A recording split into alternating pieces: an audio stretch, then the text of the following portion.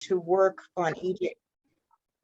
I've continued to work on EJ issues since then, and was pleasantly surprised and pleased to be invited to serve on the Virginia EJ Council. Great, thank you so much. Mike, if you want to go next. Hi, everyone. Mike Ellerbrock at Virginia Tech. I teach environmental economics and peace economics. I served 6 years with SECOBE on EPA's National Environmental Justice Advisory Council. Now I'm on the State Council. A big turning point for me, I've been involved from an academic point of view for 30 years. As an economist, I can see how a lot of environmental injustice is driven by economics, right?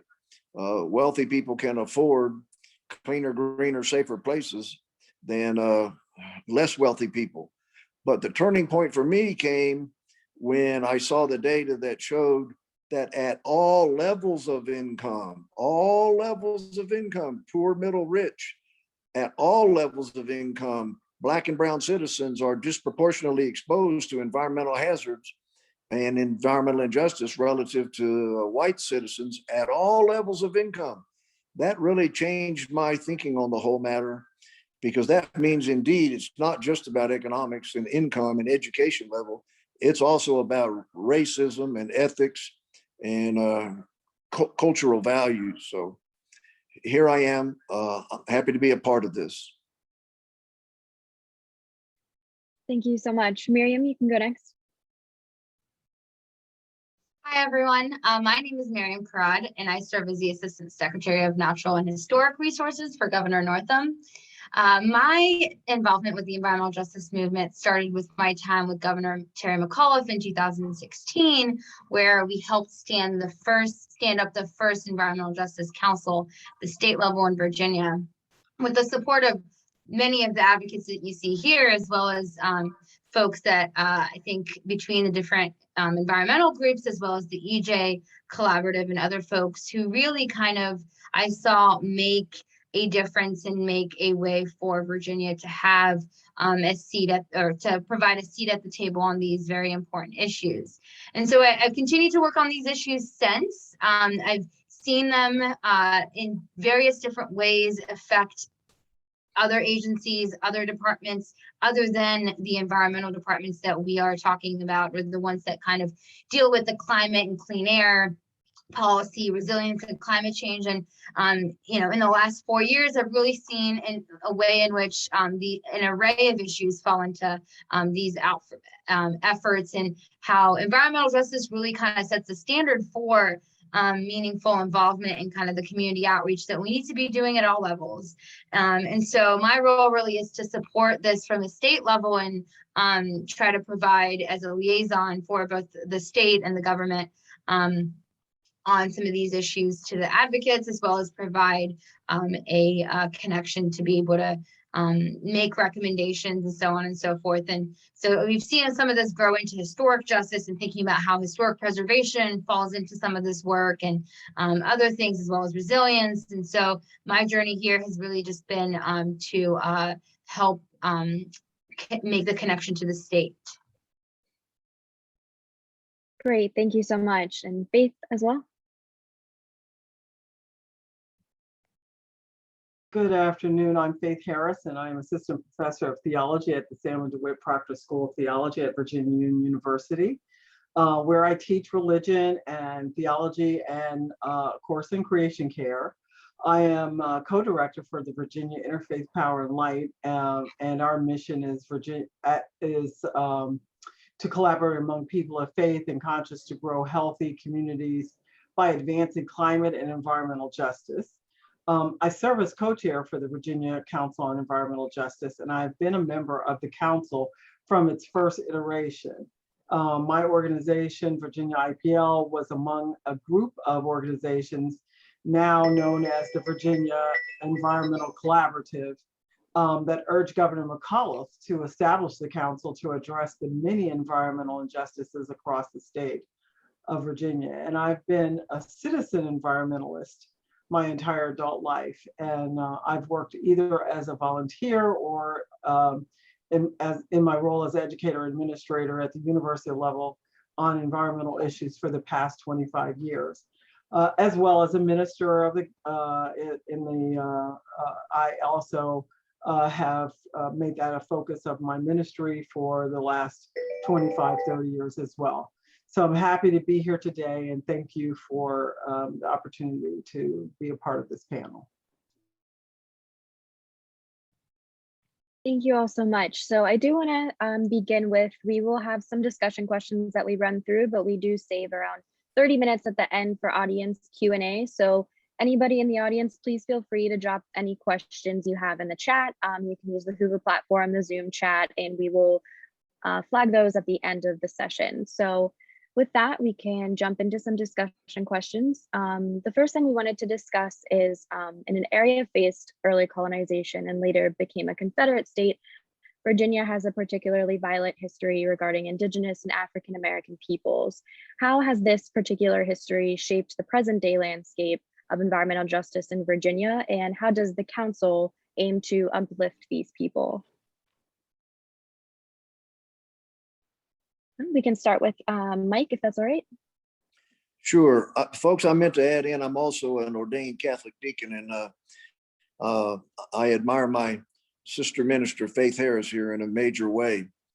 Our council has been very fortunate to have several members representing their indigenous tribes in Virginia. Last year, our co-chair, along with Dr. Janet Phoenix, our co-chair was Beth Roach from the Nottoway tribe. And this year on our council, we have Katie McCormick, who works for Dominion Power, and she's from Pamunkey tribe. So we have direct linkages with the tribal, I think there's 7 major federally recognized tribes in Virginia. Absolutely. Janet, Faith, or Meryem, you guys can feel free to jump in whenever. Well, I'll jump in briefly and then leave room for others. You know, in reading this question, you know, what came to my mind was, is there any state in the US that doesn't have this kind of history, you know, in terms of injustice for people of color? I don't think Virginia really has any corner on the market, although, you know, it is an older state. But as new states have come online, you know, they've all had their historical moments of injustice and unfairness, inequities for people of color. So I think that the expectations that I have for an entity like the council are low. We don't really have the authority to take direct action about any of these historical inequities. What we do have is the ability to give people a voice and an opportunity to come and share their stories with us.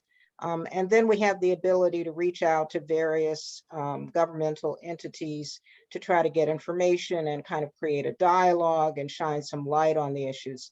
And that's about the extent of what we can do as a council.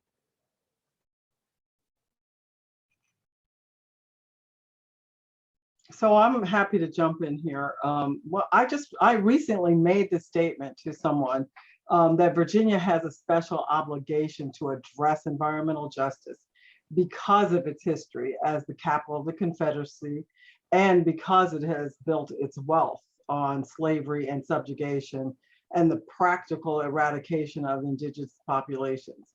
So I think that Virginia has a unique not only responsibility, but an opportunity to actually be a leader for the nation, especially and particularly for the mid-Atlantic states and the southern states, southeastern region, to actually make a difference.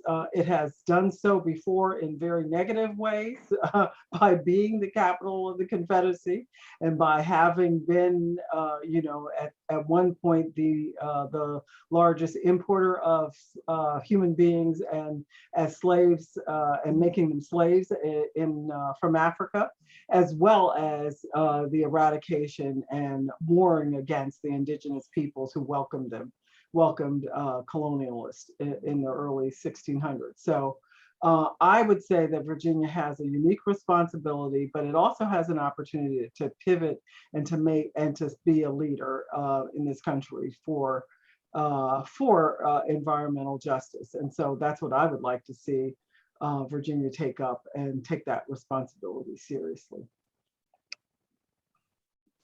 Yeah, and I think all of those points exactly. I think I'll just mention at a time when the Commonwealth and this country are grappling with how to present a more complete and honest picture of our complex history. And in Virginia, it includes 400 years of complexity and also some dark times.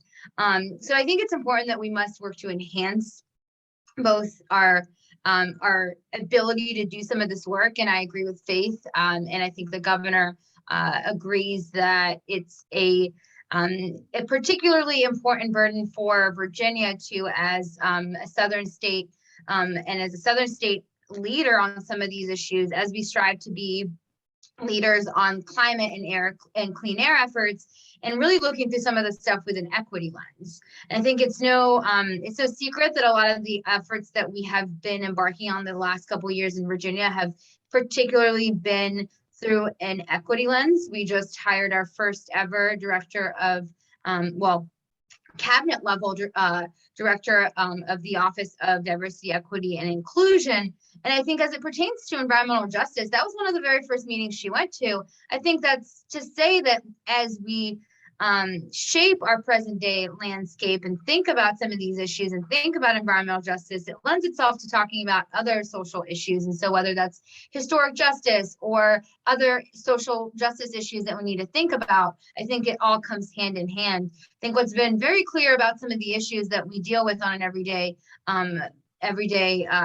basis is that, you know, whether it is a topic that seemingly might not have an environmental justice or a justice lens, generally the people that have been underserved or traditionally underserved are African American and Indigenous people, our brown and Black communities.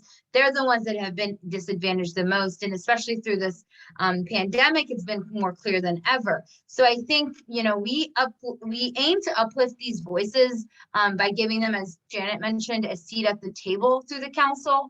And I think finding other ways in which we can amplify that voice within, whether it's state government, localities, I think, you know, that's kind of what we're trying to figure out now, where who's not listening and how we can kind of create more pockets of opportunity. I think I'll just say that we have a long way to go, but we're moving forward in a good direction, and I think in a productive way.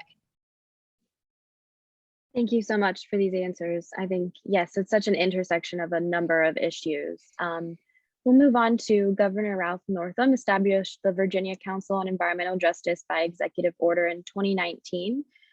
He went then on to sign the Environmental Justice Act, which was introduced in 2020 and led to the establishment of the Virginia Interagency Environmental Justice Working Group. I'm wondering if you guys could explain how these two groups differ and how does having both of these entities strengthen the state's ability to seek out and address environmental justice in Virginia. And we can start with you, Meryem. Yeah, absolutely. Right in my belly. So the purpose of the council is to provide overall recommendations regarding environmental justice and the principles intended to protect the communities that are subject to disproportionate impacts of environmental harm. So a lot of the job here is to be a advisory body, in part because of various other areas that we've moved forward on, like the Environmental Justice Act and the Department of Environmental Quality's adoption of environmental justice directives, and as part of its mission statement, it kind of also falls in as another advisory body for them as well. The body includes representatives of Native American tribes, civil rights organizations, public health and higher education sectors, among others. And I think that was particularly written into the bill to be codified because it's important to get all of these seats at the table. The Permanent Council was part of a broader push to incorporate environmental justice into our daily operations for state agencies and environmental agencies, as well as across the sector. But again, I think one of the biggest parts of this is to promote fair treatment and meaningful involvement of all people. And I know that, you know, we also, it's also the first time environmental justice was identified and frankly defined in our state code. So it also, you know, provided an opportunity for us to, and the council itself is a body that helps promote that. They, you know, they're written into several different sections, I think, oftentimes as advisors. So I think the seat at the table, we have a public comment period as part of every meeting. And I think one of the big things that we do through the council is push through any recommendations and any issues that constituents need a place to go that isn't our inboxes or our state government. The role of the interagency working group is a little bit different. In March of 2021, Governor Northam released a report from the interagency working group. And that was a body that was established through 2020 budget language or budget amendment through our legislative branch and our legislative session then. And that was really kind of to help identify what are our state agencies doing on environmental justice. What are the needs? The report identified some massive resources that were necessary in order to advance environmental justice in at least 35 state agencies. That working group consisted of 14 environmental justice coordinators that were across the cabinet and kind of just did their due diligence to try to figure out and discuss what is going on at these agencies. And that report led Governor Northam to direct the working group to continue to meet.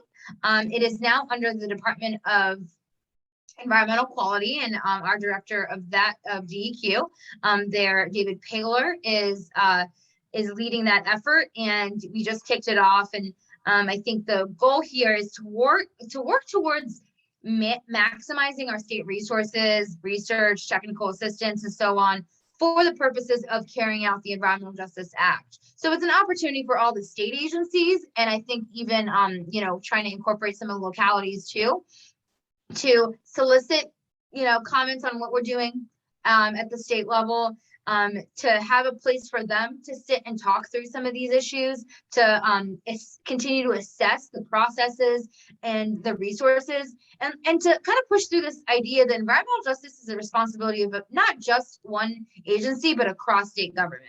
So I think, you know, that's the hope there. And as we continue to meet, we want to ensure that environmental justice is meaningfully considered in the administration of our agency regulations, and there's so many. And I think a big thing that Governor Northam wants, I asked this current rendition of it, is to try to find, you know, to make sure that we're identifying our EJ communities through mapping or through data. Are we all going to the same places across state government, so on and so forth? And then also identify any regulations or regulatory activities that we need to start considering. And that includes, I think, the economic development and infrastructure needs of the state, and what those, you know, what that means for environmental justice in fence line communities, and ensuring that, like, we are making sure that you know, the arms are talking to the legs and the head and all of that kind of stuff. So that's really it. I know that's a long-winded answer to what the difference is. The council is the public body, I believe, is the best way to kind of express that. And then the interagency working group that does have 2 representatives of the EJ Council on it to help guide them, is the state rendition of that can kind of promote that collaborative spirit to talk about some of these issues that are cross pollinating. Thank you so much for that explanation. We can also toss the mic to Mike or Faith and Janet to add on as well. How do you feel like having both of these entities strengthens the ability for EJ issues in Virginia? Well, this is Mike. Just two quick points. The interagency task force in Virginia parallels exactly what happened at the federal level.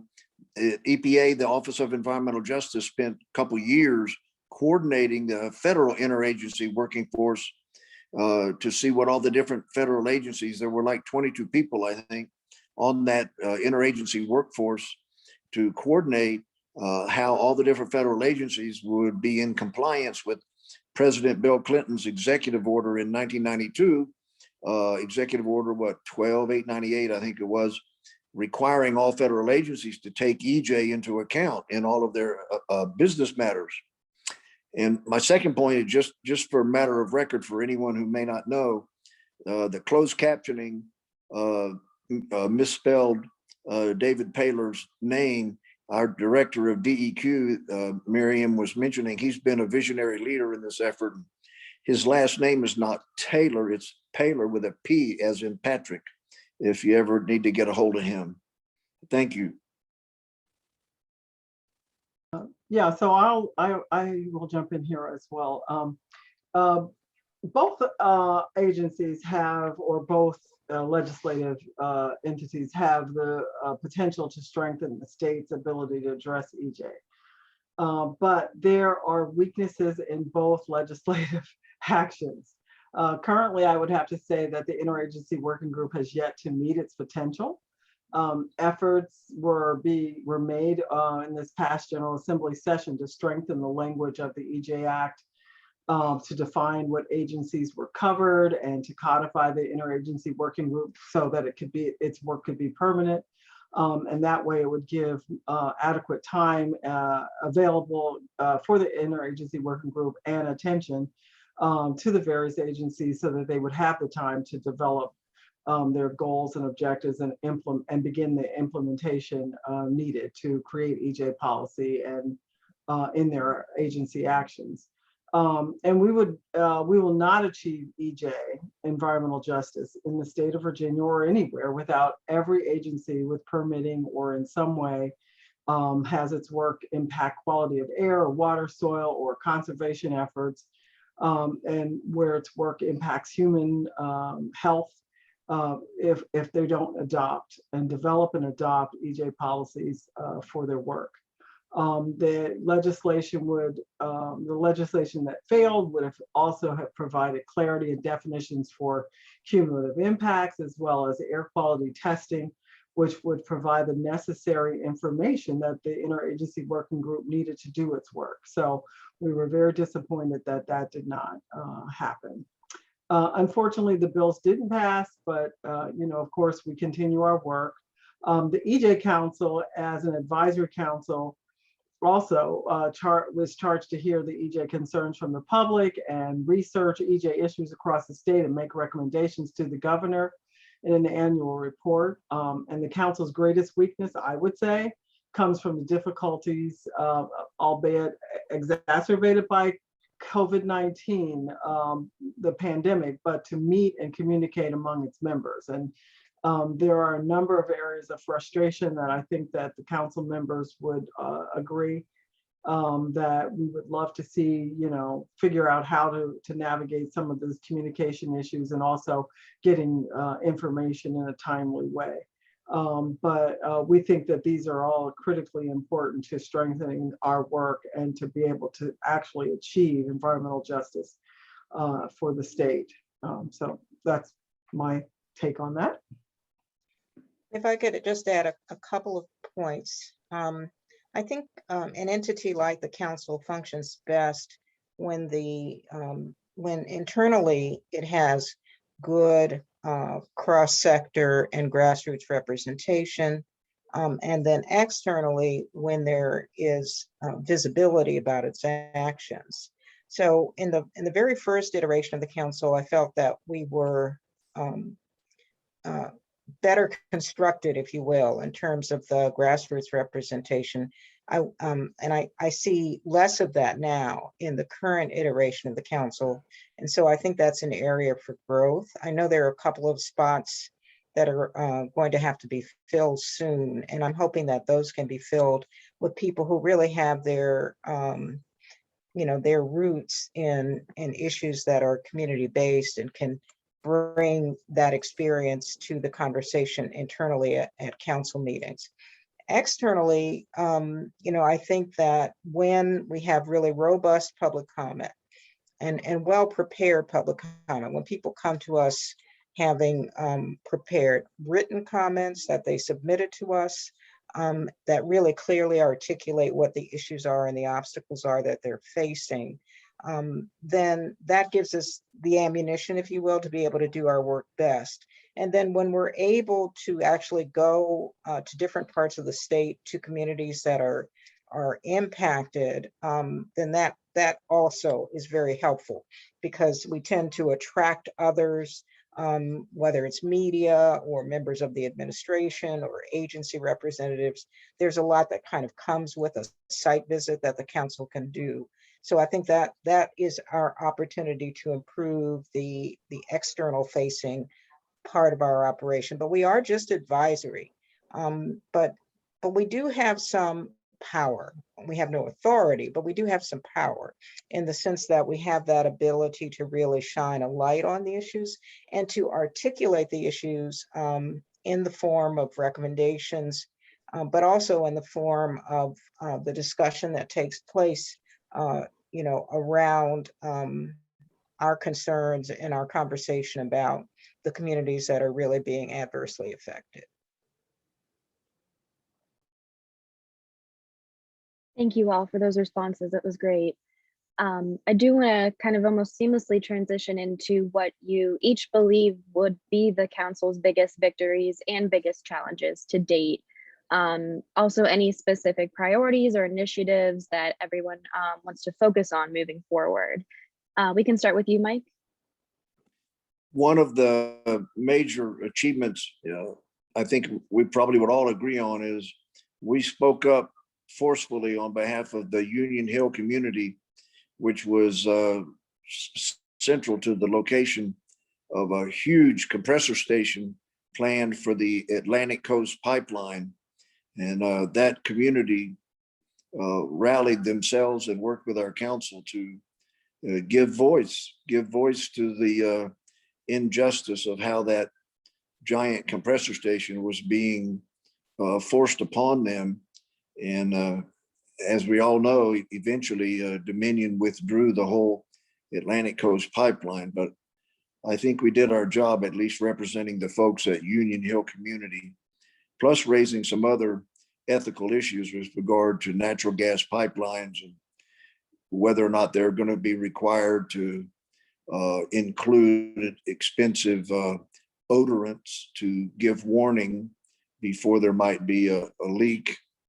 And also with regard to how they calculate rural versus urban counties, in terms of urban counties being required to utilize thicker, safer Class 1 pipes if there's more than 29 people per square mile in a county. But in a rural county, pipelines are allowed to use less safe Class 3 thinner pipe. So I think we did well there.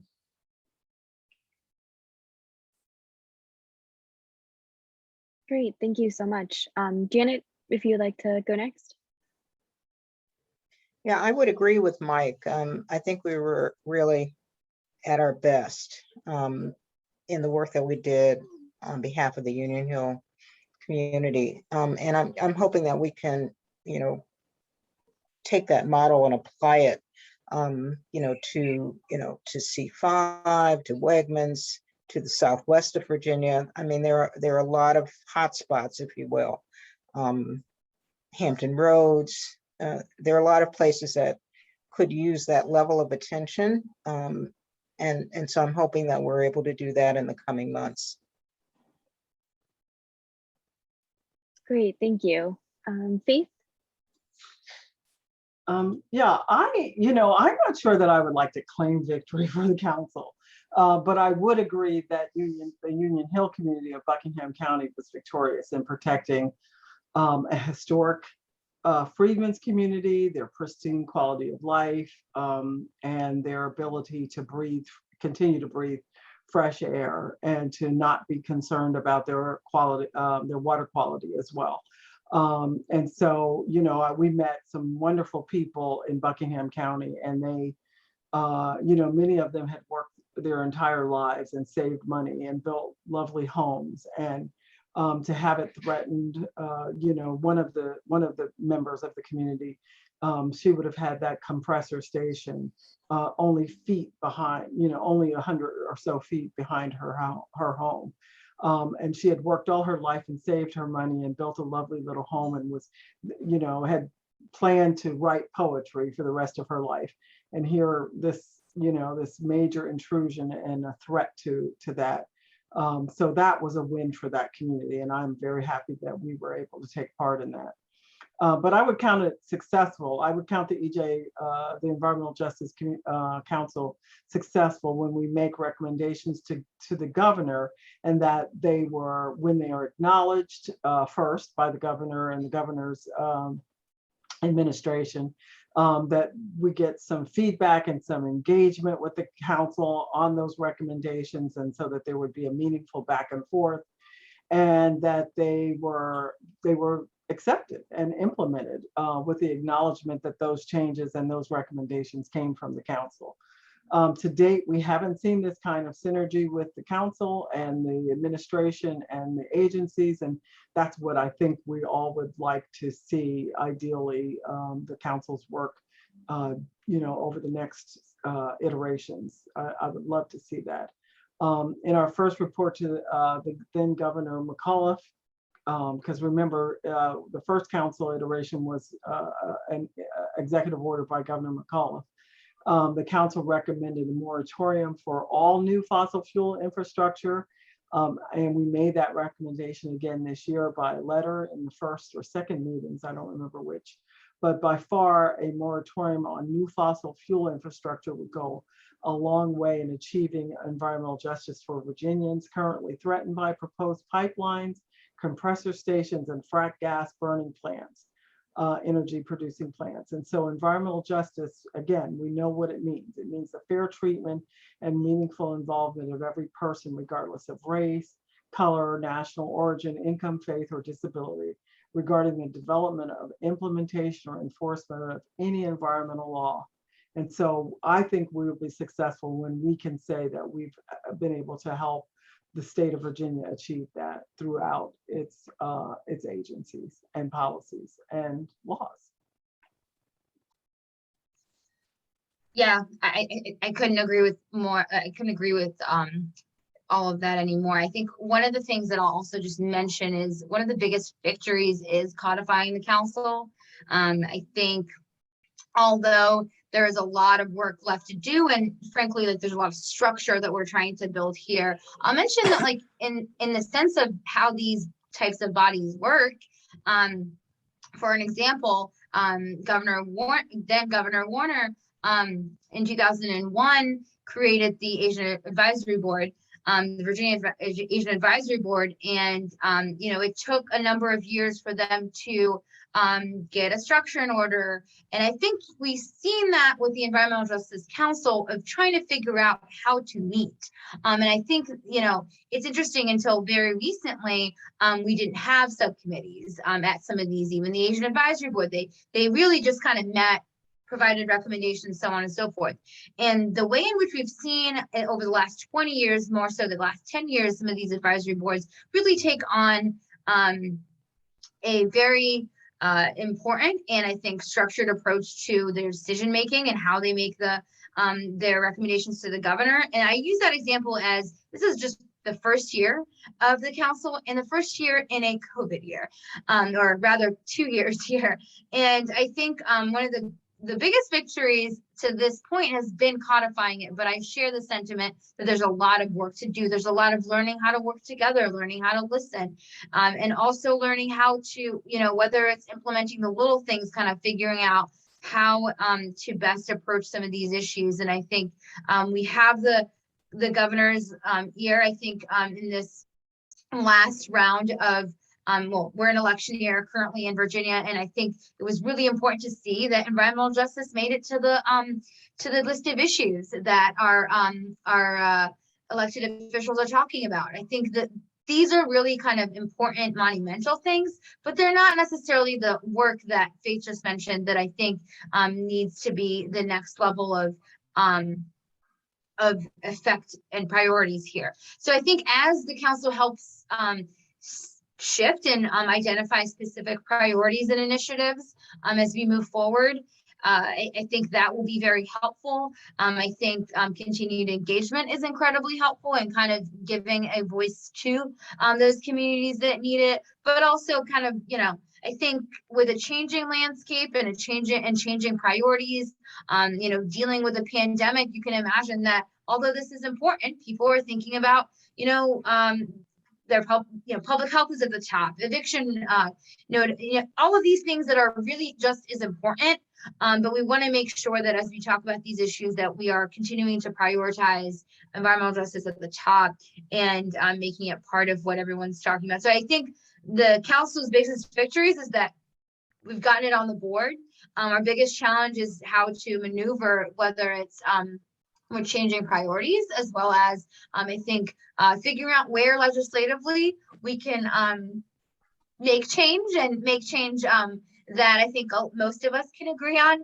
And so I think just kind of learning that process as well is going to be really important. And I see a lot of potential, and all the folks that currently serve are doing an incredible job of not just being advocates for the communities that they're serving, but also I think bring a special level of intellect and issue specific knowledge that is really helping take us to a next level. I think we just got to figure out how to make it work. And that's all for me.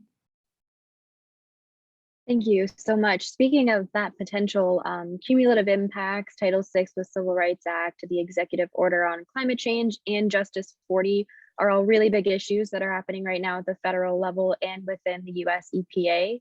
So how is the commission working on these issues within the state of Virginia? We can start with you, Janet.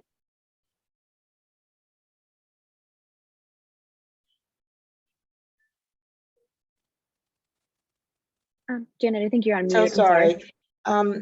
So, you know, I think that we're really just getting started with this iteration of the council. And at our last meeting a couple of weeks ago, we finally finalized the subcommittee structure and kind of tucked topics into committees, and also talked about the kinds of issues that we see cross-cutting all of the committees. And so cumulative impact is one of those cross-cutting issues that, you know, it'll touch upon the work of public health, it'll touch upon the just transition discussions, it'll touch upon, you know, the communities who are coming to us to bring emerging issues to our attention. It'll cut across everything. But we really are just beginning. We've, you know, established leaderships for those subcommittees, and I think the rubber is starting to hit the road. Meetings are going on the calendar. And, you know, I think I can't speak for, you know, how it will unfold, but I do sense enthusiasm and structure emerging in terms of a way of approaching the issues that are coming to us, but also the issues that we know are important in terms of statewide, you know, talking about the role of, you know, VEJA, talking about, you know, issues like electrification, you know, all of those things I think will, you know, they will have their due. But we've really tried to create a welcoming table for communities who are looking at these issues through a very local, circumscribed, geographic lens, and to give them an opportunity to really structure the conversation that we're having as a council. Thank you so much. Mike? The Civil Rights Act is a tool that has been used by EPA, Office of Environmental Justice at the federal level, to focus attention on the human rights aspects of people. People deserve the right to work in a safe, clean, green space. And as Janet said, we need to incorporate that approach here in Virginia. Regarding climate change, our council needs to work closely with our industrial partners. I agree with so much of what has been said this morning. In fact, all of what's been said this morning. I don't really like the word victory, because we're not about victories. We're about partnerships, and faith is right. We just gave voice to the people at Union Hill, as Janet articulated. And Dominion is a partner with us with regard to the future of energy in Virginia and its cumulative impact on climate change and all. We just need to be facilitators of dialogue. And it's frustrating at times because everybody wants to see a better world tomorrow, but some of these things are so complex, like cumulative impacts and economic opportunities and et cetera. We're just trying to be a liaison and bring reason to the table and voice to the voiceless. Thank you so much. Meryem?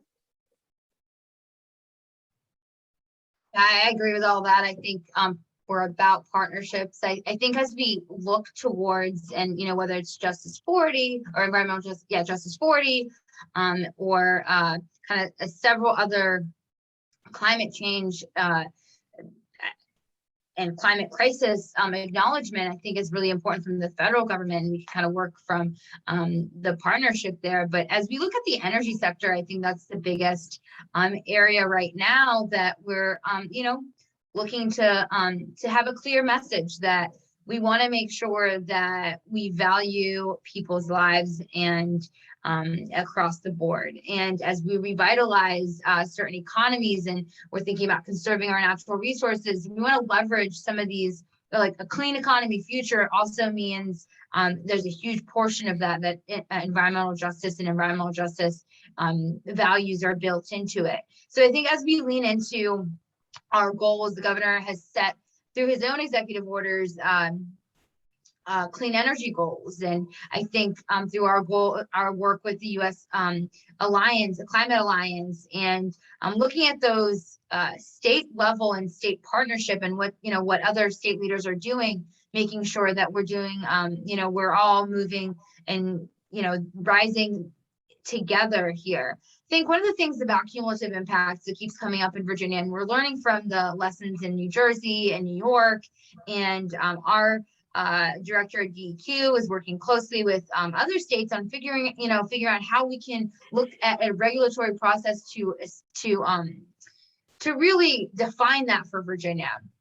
And just as Mike mentioned, I think it requires partnerships across the board and a better understanding for people that when we protect our most vulnerable communities, we are protecting all of us. And we're also, it is a positive rather than anything else that, can be allotted for those kind of perspectives. I think it's important to, obviously lead with the science and ensure that as we're tackling the climate crisis, we are ensuring that our communities that traditionally have been left behind are also helping guide us and understand what gaps and blind spots we had before. I think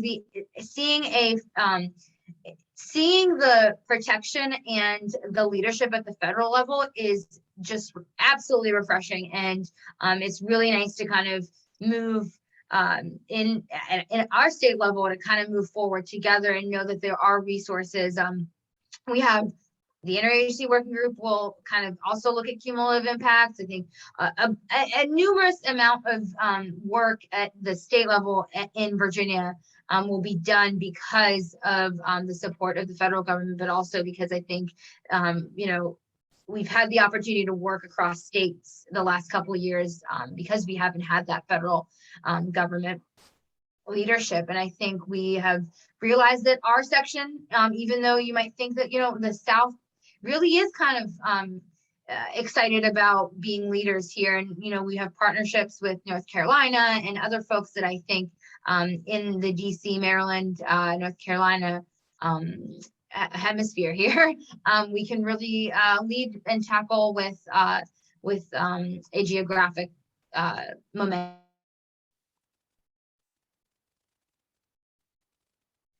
Absolutely. Thank you so much. Faith, if you'd like to finish the question off. I'm sure.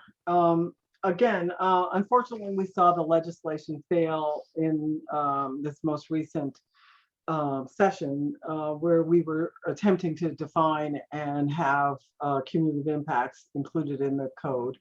And I think it's critically important for the legislature to revisit this priority, and I hope that we will be able to get more traction in the coming year. Because it is critically important. We've learned only one thing from the COVID-19 pandemic and the most recent report on climate change from the IPCC, that one thing ought to be that is that consistent exposure to CO2, methane, and other greenhouse gases has deleterious impacts on human health.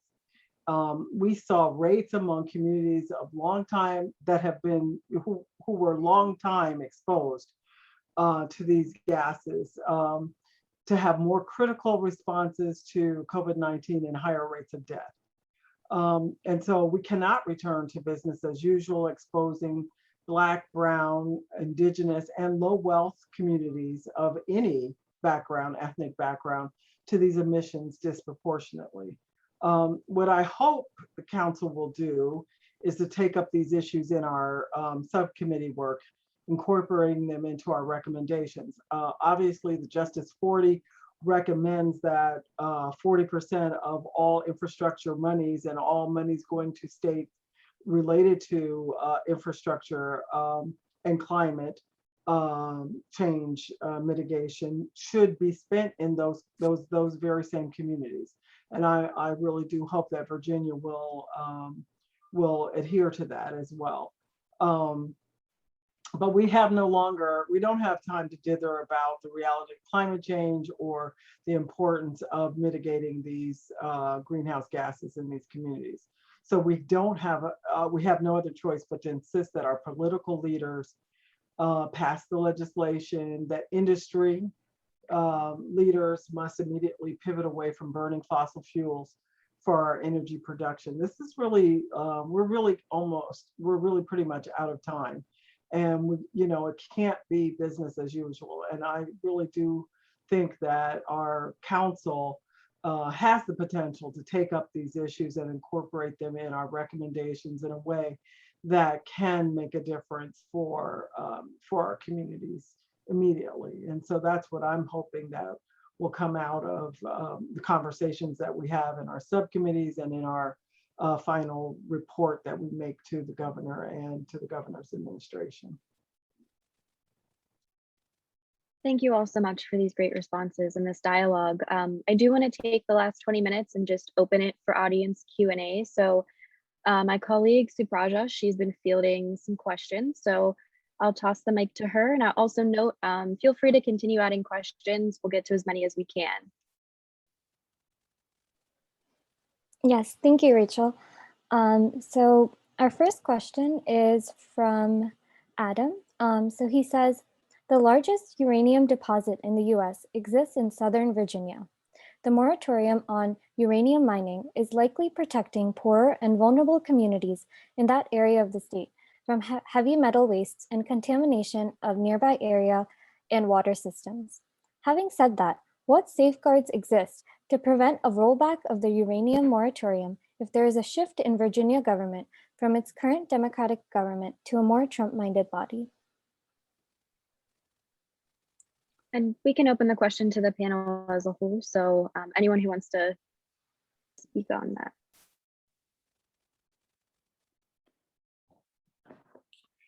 I had a student in my class at Virginia Tech 2 years ago who told the whole class that his family owns that farm, that property on top of the uranium ore. So it was interesting dialogue we had in my environmental economics class. There is some scientific debate, even on our Virginia Tech campus, about how safe or how dangerous is uranium mining. It is a scary threat in the extreme, that's for sure. If different political powers come to be in Virginia that want to open up for uranium mining, then our council needs to take a hard look at that. And all the state agencies need to take a hard look at that. It's a classic case of short-term benefits versus long-term potential hazards.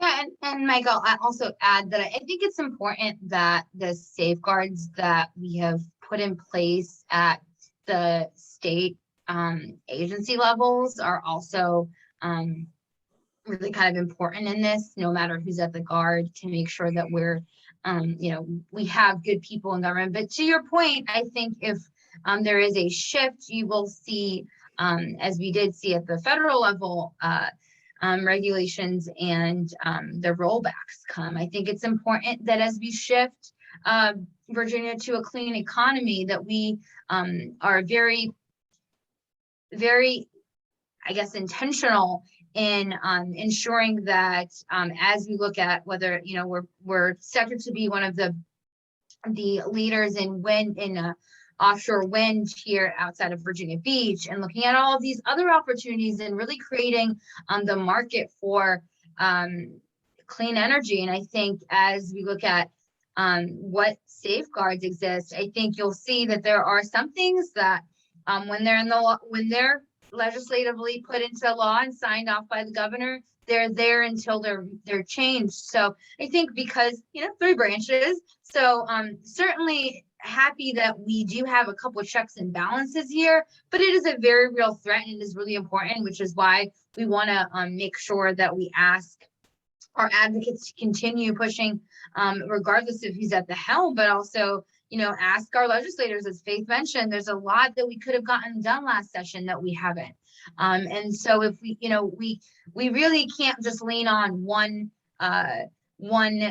branch here, but I think it becomes more important. And in Virginia, we've got 4 years to really kind of accomplish quite a bit. And I think, under this governor, we've accomplished a lot, but there's quite a bit, as Faith mentioned. We've run out of time for a lot of these issues, and whether it's clean energy or kind of addressing the water quality issues, we put a lot of safeguards in through a couple legislative pieces that have strengthened DEQ's abilities to really kind of ensure that they do their job. And I think they do a great job at, a lot of different areas. But I think, if there are lessons learned, it's that it requires the whole team. And so we also have, we have our legislators to hold accountable to.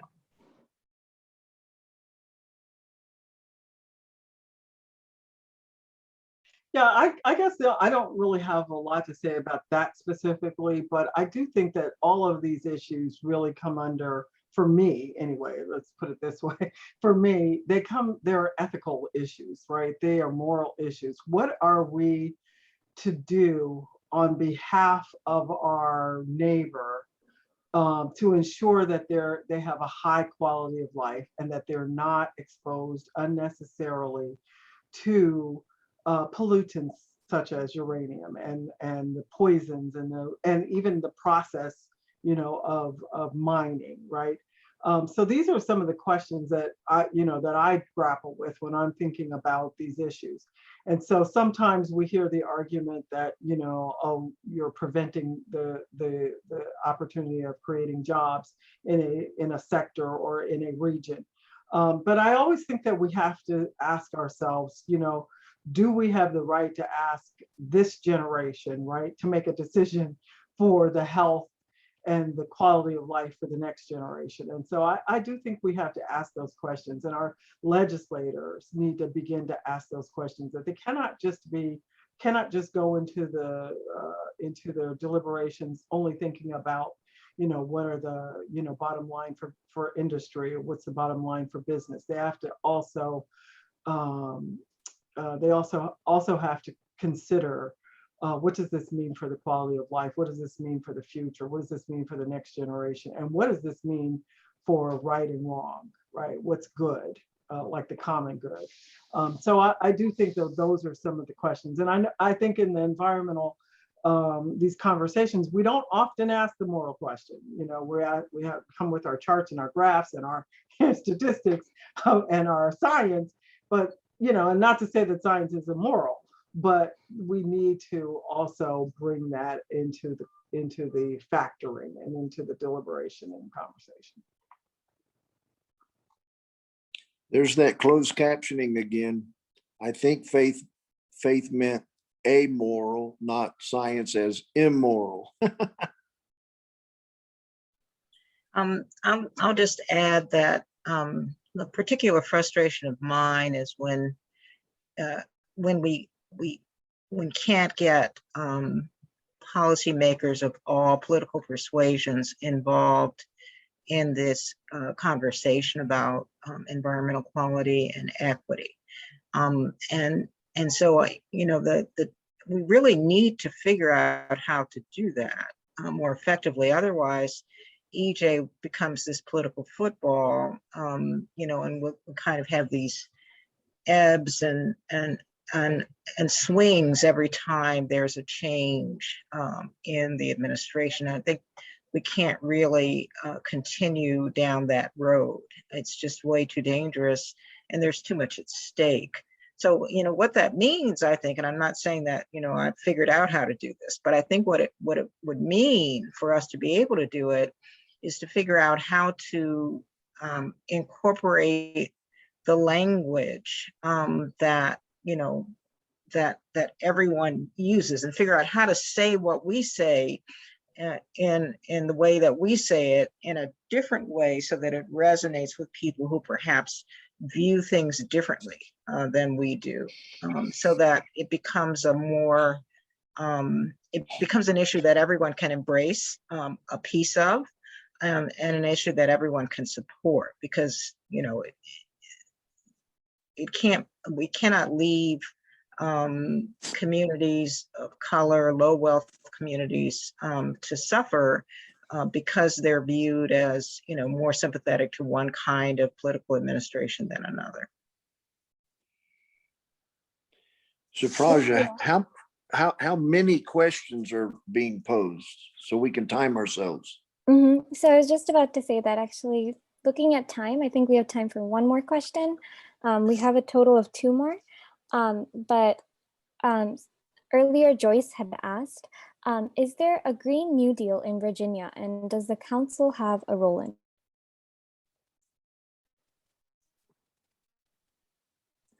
There's a Green New Deal in the clean energy plan, that's for sure. It's pretty visionary.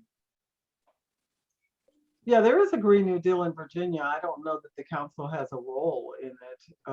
You know, individual environmental organizations are, you know, part of that probably. And so, you know, the council itself does not have a role with the Green New Deal. But I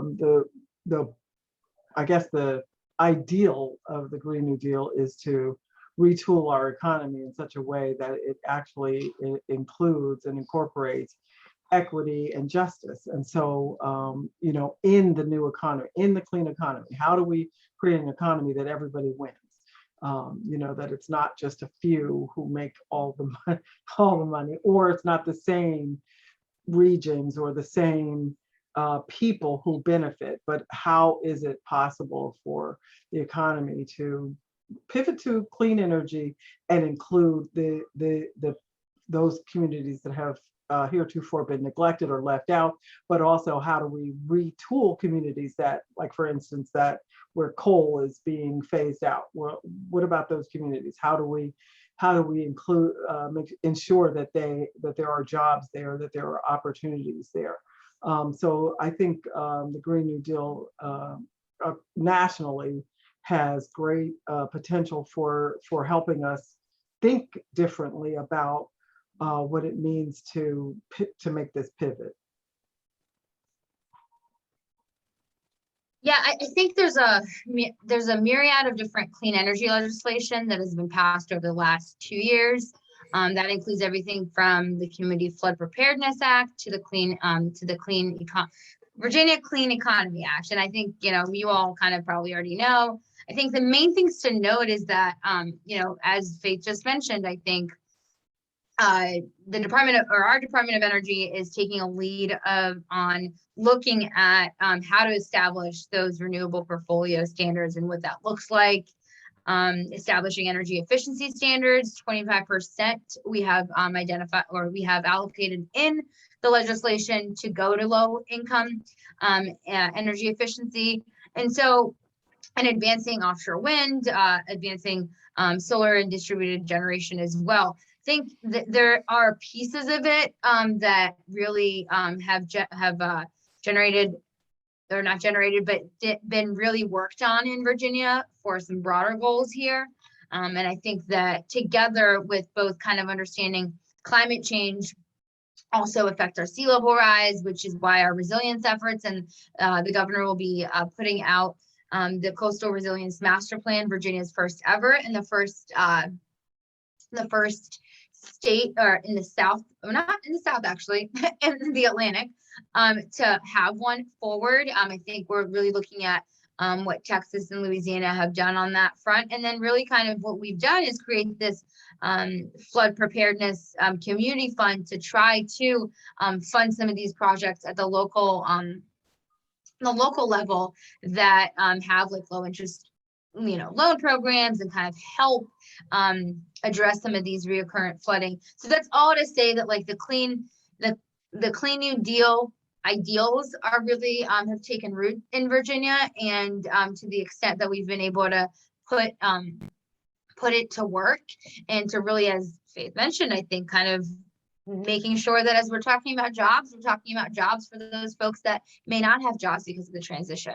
So there's a lot of, you know, there's funds for job training, renewable energy programs. They haven't really started though. So as although we have identified historically disadvantaged communities as part of our target, and making sure that we are not going to continue to disadvantage these communities, the work is really being done right now at the modeling level, at the understanding the issues, at the mapping, at the incorporating environmental justice into related to the Green New Deal. And so we look forward to pushing this out. And we know that, you know, in order to get to 100% renewable resources, it's going to take a lot. And I think we're getting there. We really appreciate the advocates and folks even, you know, on this panel, especially kind of helping guide that. And, you know, our feet's being held to the fire, and we need to continue to do that. But I think just to kind of close that idea out, really, you know, we've got the structure. We kind of can use a little bit more support from various different industries and areas, and we're working through that. But at this point, it's not really it's not being implemented as much. Although, you know, we've been using our Volkswagen settlement money to try to electrify the grid, not grid rather, but electrify our vehicle fleets here in Virginia. And, you know, we are going hand in hand with funding some of those things. So some things you'll see, just today, the governor announced about $10 million going to school bus electrification and propane. And again, all those things matter on getting there. But it isn't one package, it's at different areas.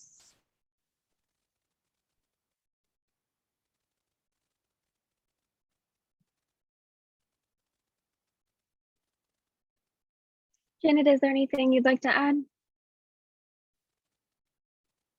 I think you're on mute.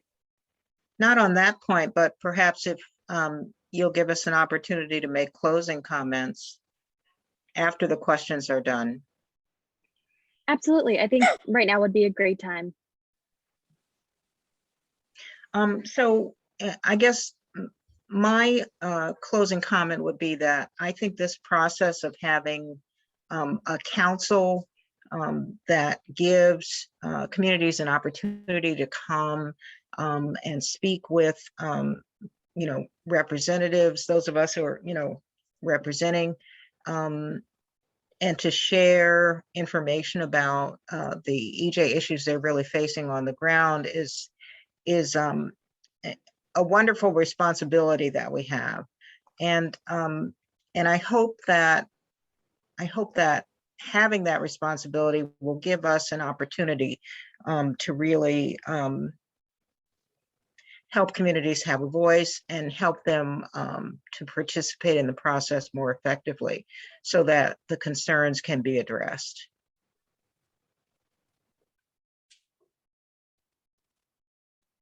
Yeah, I'll go next with my statement. I really agree with that, resonate strongly with that, Janet. I think this is not just a privilege, it really is a grave responsibility.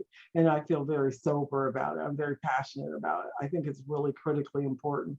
And I was especially convinced of this and confirmed by this, by the experience we had with the people from Buckingham. I watched people, as I said, people who had spent their life doing everything the right way, right? Saving their money, working hard, following the rules, and building lovely little homes. And then to have, a giant industry come in and decide that their way of life was not critically important to them. I think we have great potential to do good for Virginians, and not only just for these communities that are designated as fence line or front line or environmental justice, but for the entire state. I think it's important for us to always be working to develop and to help build out a quality of life for everyone, that everyone can win and everybody can feel safe, and everyone can breathe fresh air and know that the water that they drink is not contaminated or poisoned, and know that they can grow good food in good soil, and the animals, and that our way of life on this planet can continue to the 7th generation. And I think that's incredibly important for us to do. And this is holy work for me. This is the greatest thing that I could possibly do with my life. And I think this council has so much great potential. So I hope that we're able to achieve those goals. Sometimes wisdom looks pretty ironic. In a short period of time, Virginia has gone from a very evil time in our past, as Faith mentioned so well, to today. The Virginia way is to avoid ideology and to engage in dialogue and partnerships, which ironically can be a very slow train moving uphill. But what we don't need is the partisan divide in Washington these days. So I guess I'm cautiously optimistic that the Virginia way of dialogue and working together will get us over the hump. But at the very, very same time, Faith is right. The clock is ticking on global warming. So I just would end on this one note that very few of these issues are hardcore trade-offs between economics and ecology. A healthy economy requires wise management of our natural resources, and wise management of our natural resources requires a healthy economy. So we've got to stick together and speed up the process. Very well said, everyone. I think that is, the point made about bipartisanship is really important. I think no matter who sits at the helm, it's important to put people first. I'm very grateful to folks from the council, including our leadership, Janet, Faith, and Mike, as well as all of our other members that have been really instrumental in pushing this work forward, because I think at a time where we do find ourselves moving towards transitioning to clean energy, there's a new, so to speak, opportunity there for jobs. Who is going to prevail? And I think changing our ideology in Virginia to be a more inclusive state, and really kind of using that as our leverage to get people here and to get companies to come here. But also, if you come here, we need to think about the communities that you are coming into and how that's affected. And I think there is great interest in making that work across party lines. But I will say that I think there was there's a question in there about faith-based organizations being more involved and utilized. I think this has been an example of that. I just happen to, I think the Interfaith Power on Light has been a really great partner. I think looking at different ways in which, you know, different communities belong and feel connected to is really important. And it's been really great to watch from a state standpoint, but also trying to be a better partner to those communities as well. I think there's always been a disconnect here. And in order to kind of make sure that we know we have a responsibility. I am very proud of the work that we've done thus far, and I'm proud of what Governor Northam has been able to accomplish in the last 4 years, with the understanding that we've really kind of set the building blocks, but we're not there yet. I think inclusion and not just inclusion, but really celebrating that. One of the things that we're doing as part of our efforts here in Virginia is a One Virginia plan that Dr. Underwood, who's our DEIJ chief officer at the cabinet level, is asking every state agency to have a plan that is structured and rooted in those equity and inclusion principles. And I think that's going to get us really far. I think when it comes to environmental justice, we don't have a choice but to really root it in equity. And I think I really am thankful for the leadership of folks that have lent their time, their expertise and brilliance to these efforts. And I think regardless of who sits here in January, I think it's important to continue that. And I've been inspired to continue that regardless of if I sit here or not. So I think that's really important. I think to Faith's point, it's kind of our life's work. And it's been really cool to see the various different ways in which people have been able to make an impact and really kind of show that we know what we're talking about here. These are communities. So I will just be particularly, I tend to be long-winded, but I think it's always great to let their work speak for themselves, and the fact that they've been able to accomplish what is a state level clean Green New Deal here, I think is really important. Thank you so much. I just want to give a huge thank you to our panelists and for the conversation and the insight. We are so honored to have you here today. And also thank you to the audience members who sent in their questions. It's really been a joy. Just thank you all so much. Thank you.